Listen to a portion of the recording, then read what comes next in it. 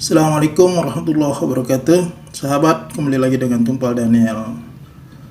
Eh, Monolog saya kali ini masih berkisar tentang Partai Umat yang dibesut oleh Profesor Dr.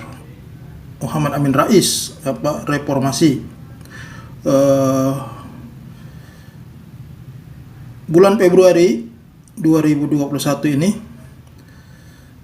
dikabarkan bahwasanya akan tersusun kepengurusan lengkap Dewan Pimpinan Pusat Partai Umat. Tentu saja sejak dideklarasikan awal, yaitu diperkenalkan logo partai ini, orang sudah bertanya-tanya siapa nanti yang akan menjadi kandidat ketua umum, siapa yang akan menahkodai partai tersebut.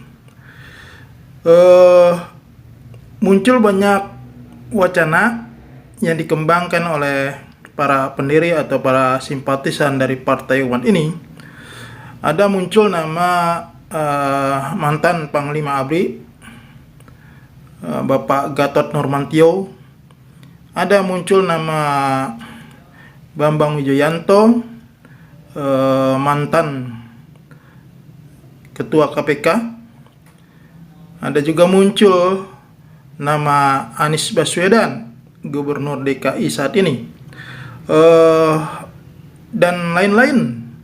Banyak nama yang disodorkan, diungkapkan di ruang publik, dan termasuk juga tentu saja putranya Pak Amin Rais, Hanafi Rais, yang sudah mengundurkan dari Partai Amanat Nasional. Bahkan terakhir belakangan ini ada juga gagasan yang memunculkan nama Pak Amin Rais sendiri untuk memimpin partai tersebut. Tentu saja kita akan tahu pasti nanti bila sudah diumumkan pada bulan Februari yang direncanakan itu, yaitu deklarasi pengurusan dari pimpinan pusat Partai Umat.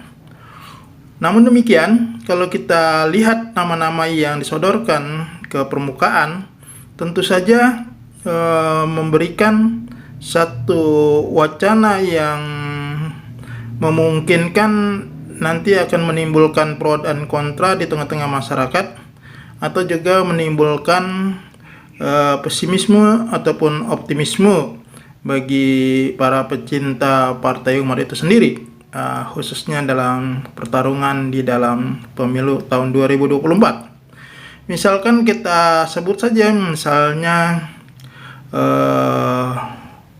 Bambang Wijoyanto.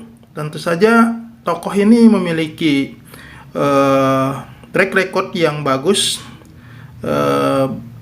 baik ketika dia sebagai seorang aktivis pergerakan di bidang hukum maupun sebagai komisioner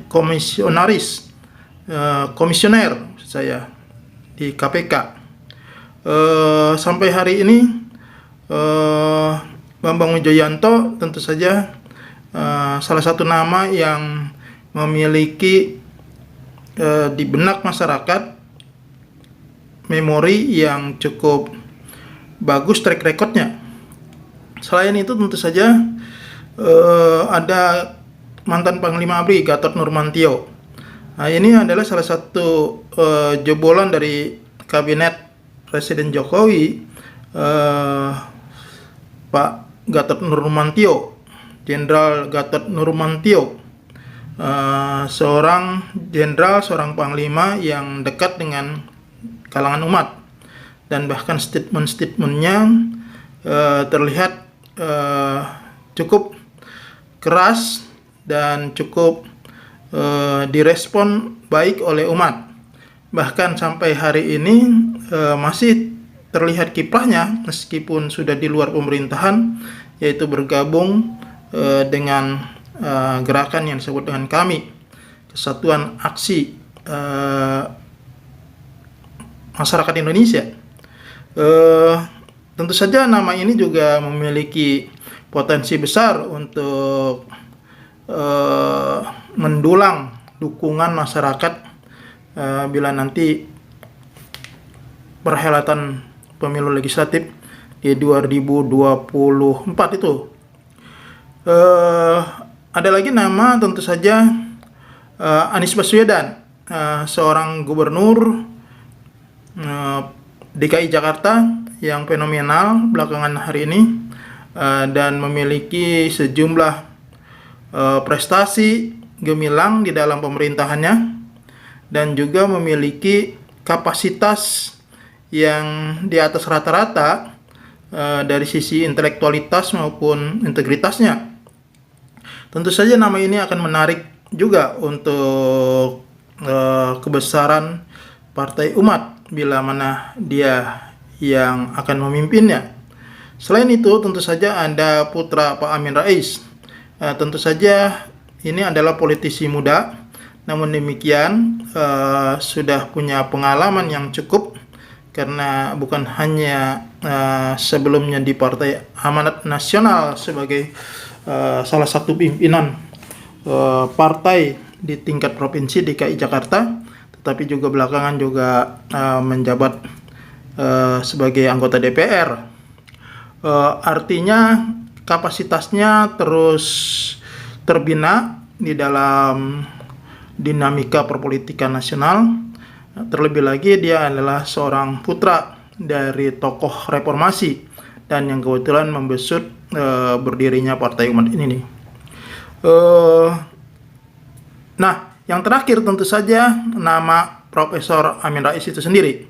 Meskipun usianya tidak lagi muda, namun fenomena sekarang dengan kemunculan Joe Biden sebagai Presiden Amerika Serikat di usia yang sudah boleh dibilang sangat lanjut, dan kemudian bahkan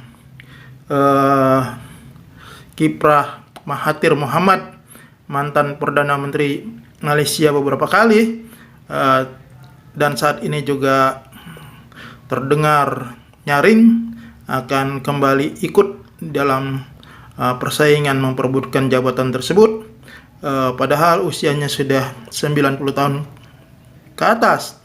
Dan juga ada lagi di tingkat nasional nama Bapak Muhammad Yusuf Kalla, mantan Wakil Presiden 2 periode. Ini juga boleh dibilang sebagai politisi yang all crack dalam usia yang senja, tetapi pengaruhnya masih cukup kuat, khususnya di Partai Golkar. Artinya fenomena politisi tua untuk terus berkiprah di dalam politik praktis masih ramai dibincangkan, masih ramai diperankan di dalam perhelatan perpolitikan, baik di tingkat nasional, internasional.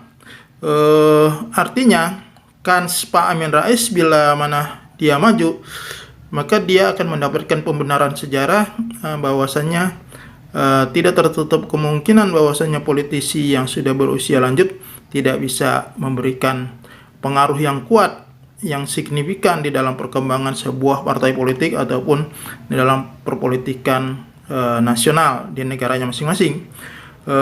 Jadi kemungkinan itu bisa saja, dan bisa saja Pak Amin Rais menukangi untuk pertama kali Partai Umat ini.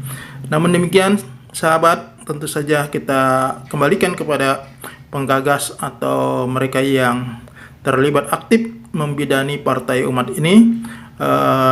Tentu saja para simpatisannya, para pendukungnya di berbagai daerah sudah ketar-ketir menunggu siapa yang akan menjadi nahkodanya.